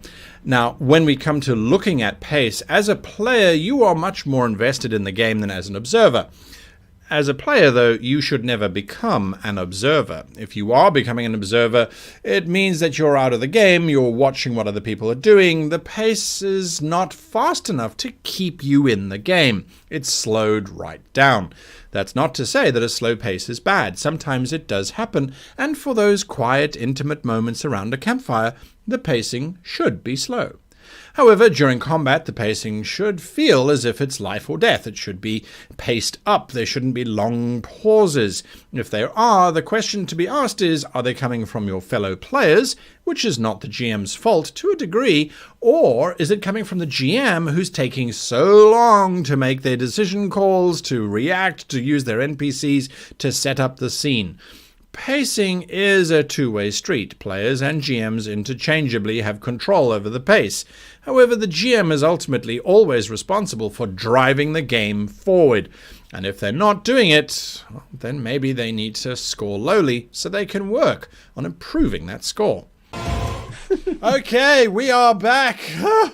The scores are in. They've been calculated. They have been put together. I see chat has been talking as well in terms of the scores that they would be giving. I think it's fantastic. Everybody's saying that they had a great time, regardless of whatever the scores are.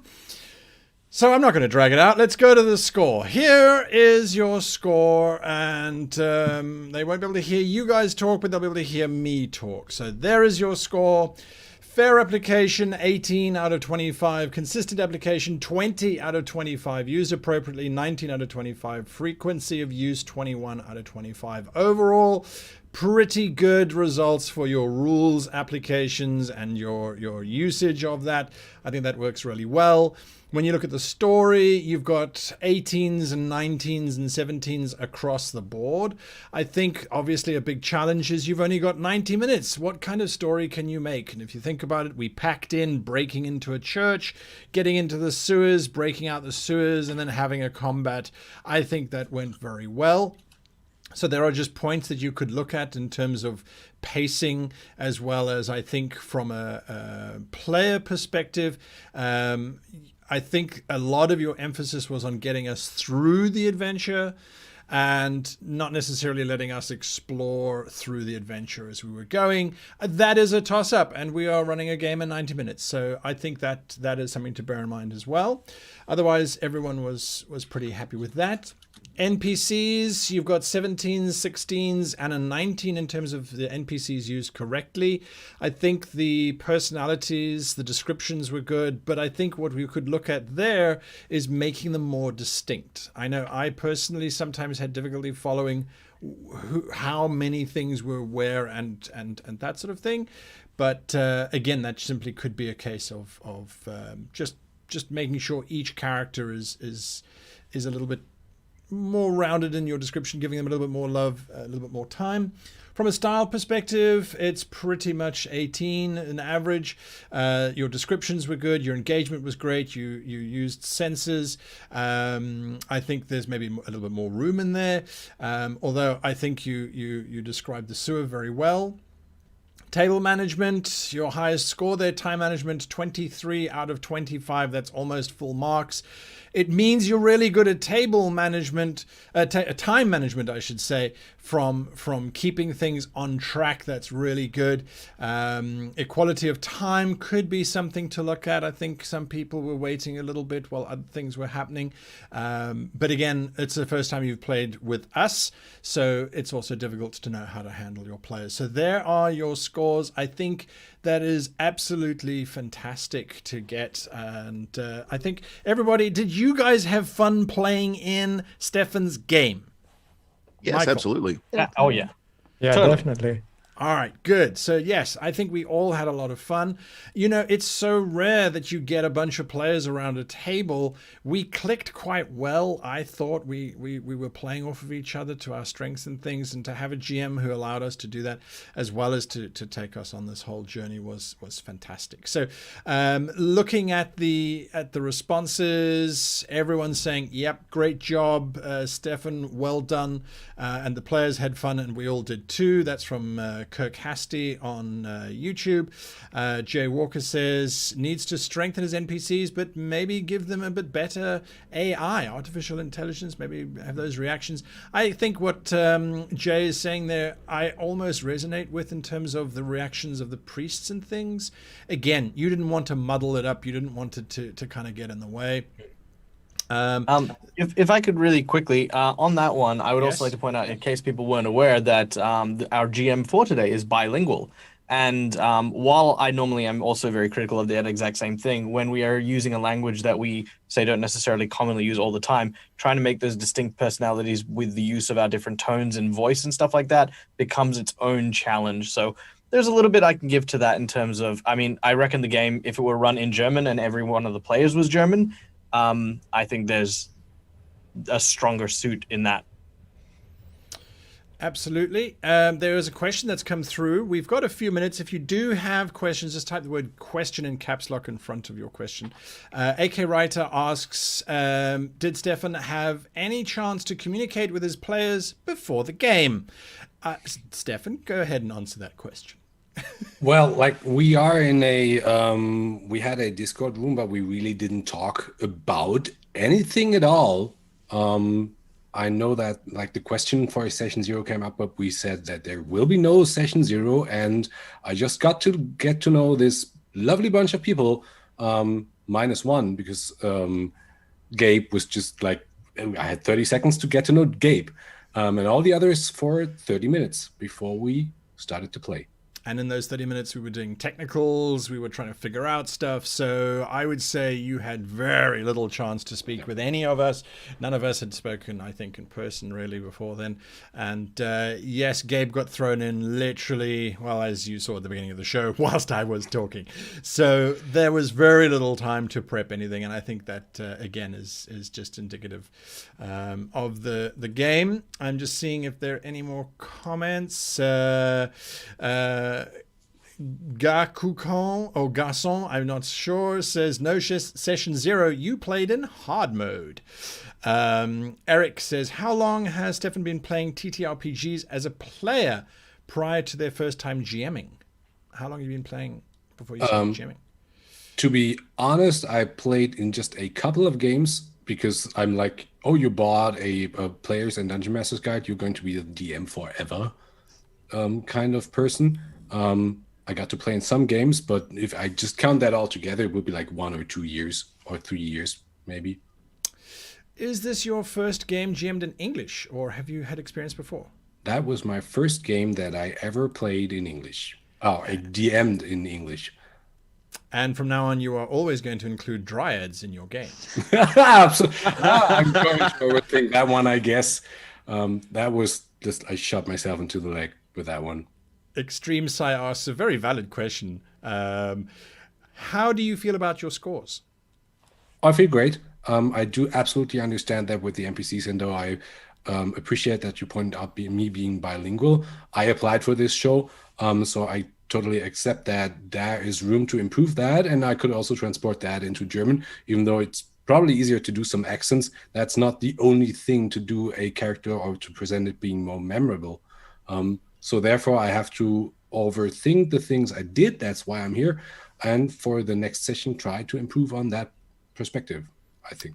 Yeah, I think that's a good approach to take. One last question. Azera2000 says, what would the players want more of? Very quickly, let's start with Bracklaw. What would you have wanted more of? Oh, maybe a little bit more social interactions. I'm not pretty sure. It was pretty balanced for my part, but maybe that a little bit. Sure. Benson, anything? I would say the same. I think the interactions and the combat were really balanced. So there we go. Yeah, Sasha, anything to add? The only thing I would have to say is just we've already touched on it. Is just any NPC interactions. Just it got muddled with me slightly in like the numbers and who I might be talking to versus the whole group. So just maybe some distinct individuality there, but that's maybe the harshest criticism I would have. Tajo? Probably for me, I would have liked to have seen how our GM would have handled like a puzzle scenario. like traps or riddles and stuff like that. Like getting to see combat and social stuff is great, but for me, I also like to see how a GM would run like a scenario which challenges both the player as well as the characters that they play as well. Interesting. That would have been cool. It's tricky with time, though. Puzzles. It is very tricky. Yeah. Then finally, and it's just because we have 1 minute left. Eric, One question: What would you have said, Guy? What would you have said? What would you have loved to see?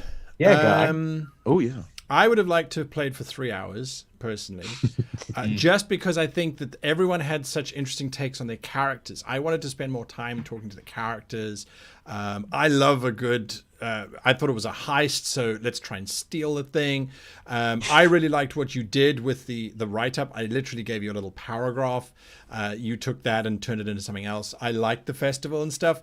Again, I felt the festival, it was a nice setup, but nothing really happened with that. We could have done something more there. I think if you had put the Dryads doing a play or pretending to be foliage in the background of a play, that you see some Dryads pretending to be trees, maybe that would have...